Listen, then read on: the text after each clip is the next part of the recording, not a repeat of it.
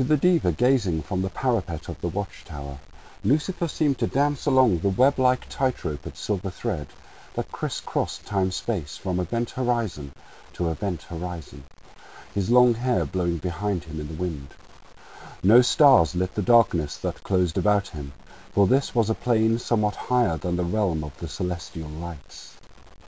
Lucifer's appointed task was to wander eternity, seemingly without thought of direction or purpose, and his movements along each thread were guided only by the glow from the watchtowers, beacons of purple, orange, green, yellow, red, and blue, which stood at important intersections of the cat's cradle strands of the web.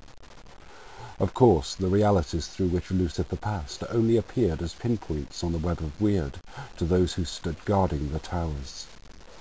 Each of the divas stood solitary vigil, forever watchful, and beheld the multiplicity of realities through which Lucifer passed, as a grid of silver thread-like intersections. To Lucifer, whose very essence of being was forged in the furnaces of eternity, there befell a perception of multifaceted happenstance. However, the vision of the sum total of the web was granted to him in rare moments of inspiration, and Lucifer was aware of the presence of the divas and their towers that provided blazing beacons of eldritch flame. Unlike the inhabitants of the worlds through which his dreamy dance took him, he could often seek sanctuary in the keep of each. Sometimes he would take leisure in conversation with the divas who guarded each of the watchtowers, keeping a seemingly endless vigil over the balance of chaos and order that enjoyed a violent marriage throughout each of the many planes of creation. At other times he would simply go his own way, carrying what possessions he needed on some journey to who knows where, seemingly treading each and every path simultaneously. The lights of the flaming beacons guided his every footstep, although as an angelic being, his appointed task was to become lost in creation for the most part of his wanderings. Lucifer was the freest of the created beings that inhabited eternity, the embodiment of free will, free thought, and free choice, the archetype of spontaneity and random possibilities, and the singularity that is simultaneously in one place and time, and yet also in every other place at every time throughout eternity. He felt rather proud of what focus of perception he did possess for a creature of such notional reality. He could rise up and down the plains, above the celestial lights, swoop down below the firmament of the Milky Way, and also sideways into the fractional dimensions of the world of shades. His adventures were fleeting, yet their echoes pulsed through the folds of eternity forever. Men and women picked up this resonance in oceans of dreamtime, or passed whimsical moments in the whispers of daydream, to cast their net and cast the harmonics of Lucifer's wake of glamour. As the embodiment of pure experience, he loved patterns in any shape, form, or implication, was attracted to them with a lust of geothermal intensity, seeking them out by intuitive sensitivity, and basked in the complexity of relationships between fixed points in the pattern of their weaving. Whilst the divas looked on, witnessing his procession throughout all paths upon the web at once, noting the intensity of each of his manifestations upon the myriad planes of creation, Lucifer processed experiences unimaginable to the limitations of the human mind.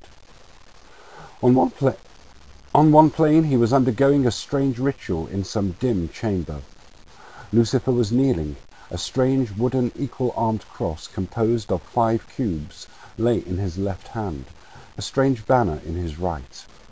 Somewhere behind him, a red lamp cast an eerie glow from an altar, and to his left and right stood mighty temple pillars, one black pillar and one white. Glowing in the incense smoke before him, projected like some high-tech hologram in mid-air, was a 3D image of the Kabbalistic tree of life, with its 10 colourful spheres and 22 interconnecting paths, a serpent twined throughout its trellis-like pattern. Robed and hooded shapes moved in the darkness around him, and a central figure, the temple's hierophant spoke aloud.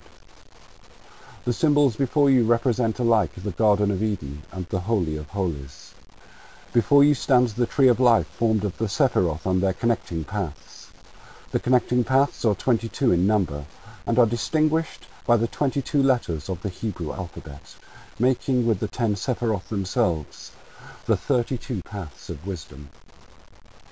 The two pillars right and left of the tree are the symbols of the active and passive, male and female, Adam and Eve. The pillars further represent the two cherubim of the ark, the right male, Metatron, and the left female, Sandalphon.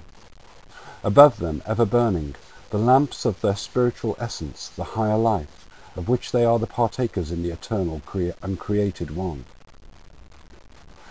Before you lies the portal of the 32nd path, which is the path man eternally treads in his path of return to the source. Will you brave the portal and declare your own millennium? Lucifer answered, I will. Two temple servitors clasped each of his arms at the elbows and helped him stand. The hierophant beckoned him forward and led the angel to the gateway. Strange engravings in countless languages and scripts were inscribed on the marble frame of the gate, and it seemed to glow with a faint aquamarine light. Suddenly he found himself alone before the portal. No sense of surroundings distracted him. Holding out his arms to each side so that his single garment slipped from him, Lucifer stepped through the gate. The diva keeping the watch upon the tower of foundation noted this harmonic in the song of the web, and made a move on his game board. The divas standing upon the towers noted this evolution of the ongoing game, and each paused in contemplation upon game moves that might follow. The diva in the Tower of Wisdom sighed. The diva in the Tower of Intelligence cried. Upon the platform of the Tower of Mercy there was concern. On the Tower of Power there was anger. The diva of the Tower of Beauty was inspired. The watcher on the Tower of Endurance polished his mirrors. The diva standing guard on the Tower of Glory made ready his swords and arrows. Only the diva who wandered to and fro in the earth gave a wry smile. This was Fortuna, who had only recently joined the ranks of the divas after becoming liberated from an earthly incarnation as a woman of deep spiritual insight. And Fortuna smiled to herself, for she had been waiting for such a time as this.